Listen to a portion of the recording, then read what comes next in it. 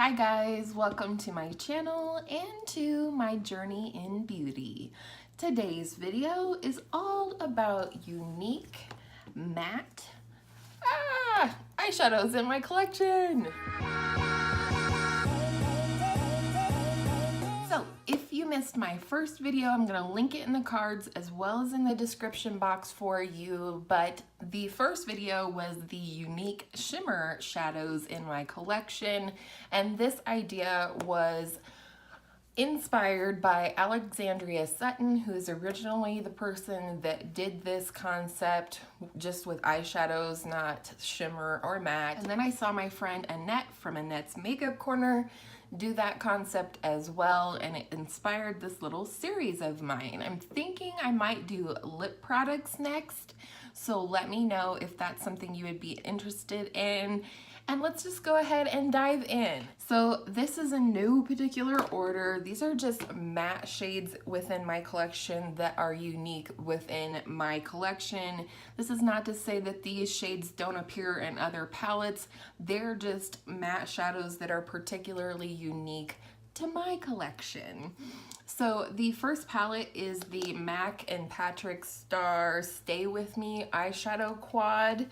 And the shade I'm speaking of is this dark midnight blue purple shade right here called Bonne Nuit, which is French for good night, in case you didn't know.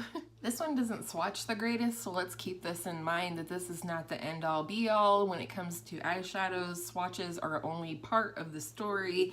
But I do love this shade. It's sort of a navy blue with a hint of purple, and it just adds some interest to the eye and whatever look you might put it in. And then next, going into the Anastasia Beverly Hills Prism palette, which was the holiday palette for 2017. And the shade I'm speaking of is, of course, Spear. This is, I mean, I have bright yellows in my collection, but this particular yellow is the brightest yellow I've ever laid eyes on anywhere. And it is definitely pigmented, so I really like that shade. I find it to be very unique to my collection. It's just, yeah, it's the most fluorescent yellow eyeshadow I have ever seen. Next is everybody's favorite palette, and that is the ABH Subculture palette. And the shade, while a lot of these are unique shades to my collection, the shade I'm specifically speaking of is this one right here called Destiny. This is very much a matte olive green, but it's kind of grayed out like a dusty olive green, and I really, really like this shadow. I have to encourage myself not to reach for Destiny every time I use the Subculture palette. A lot of people might be like, oh yeah, big deal, it's a matte olive green. No, this has just a little bit something different to it. I don't know what it is. I love it though. That and the crease, and then one of the shimmers from the palette, specifically this shade Adorn, which is like a metallic, what do you want to call it, bronze coppery shade, two shadow look, and that is stunning. Next, going into a newer palette in my collection, and that is the Too Faced Gingerbread Spice palette. And you may be thinking that I'm gonna go into these two pops of color right here, but while they're beautiful and somewhat unique to my collection, the shade I'm speaking of is this shade right here called Figgy Pudding. And what this is like a berry and a plum had a baby. And it's just beautiful, and it is very unique to my collection. For fun, I would love to hear any, like, if you guys have dupes for any of these colors, tell us down in the comments so we can all kind of look in our own collections. I think that would be fun. But like I said, this is like a berry shade, but like then a plum came in and they had a baby, and it's like this berry plum matte that is very, very flattering on the eyes. I'm pretty sure this was in the shimmer version of this video as well, and this is the Face Candy Atlantis palette. really glad that I purchased this. And the shade I'm speaking of, although there are several unique shades in here, is this shade called Stormy Waters. It's kind of like, I don't know, it's like, is it a blue? Is it a green? Did they have a baby together? I don't know why I'm thinking about babies today, because that is not a thing. I'm done having babies. But here it is, almost, what would I call it? I don't even know what I would call it. It's not teal completely, and it's not green completely, but it is a gorgeous shade, and I'm really glad that I have specifically this palette in my collection. I love blue and green and teal eyeshadows. That's all kinds of my jam. So this palette is pretty much the teal, blue, green lovers palette. Next, going into the Juvia's Place Deuce palette. Haven't had this for long, but I've had it long enough to know that this puppy is completely unique to my collection. This shade is called Custard, which is really kind of a weird name. But look at that. It's so pretty. It's almost like the matte version of TF Mascot from the Clover palette that I showed in my last video. It's just very vibrant, very orchid purple shade, and look at these two together. Wouldn't that be pretty? Might look like an Easter egg, but why not? Go bold or go home, I always say. Next, going into the BH Weekend Festival palette. In fact, the last 3 palettes are from BH, if that tells you anything. So going into the BH Weekend Festival palette, the shade I'm talking about is right here, and it's called Dippy.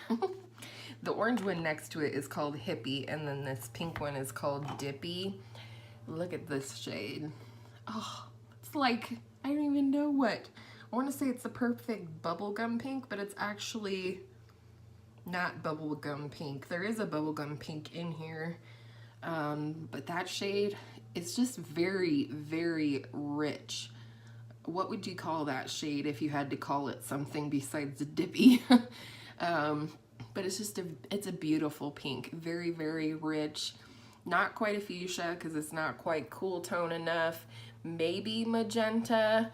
All I know is like this is my perfect shade of lipstick, so the eyeshadow version trips my trigger every time. And the last 2 are both palettes that I featured in my last video. If you haven't watched that last video, what are you waiting for? It's up in the cards. But that is the BH Take Me Back to Brazil palette. This is definitely an easy one to pull for when it comes for bright colors, but as well as a variety of unique shades.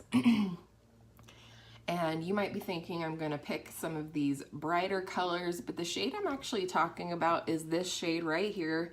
They don't have shade names, so I'm going to lovingly call this the Kelly Green shade of eyeshadow in this palette.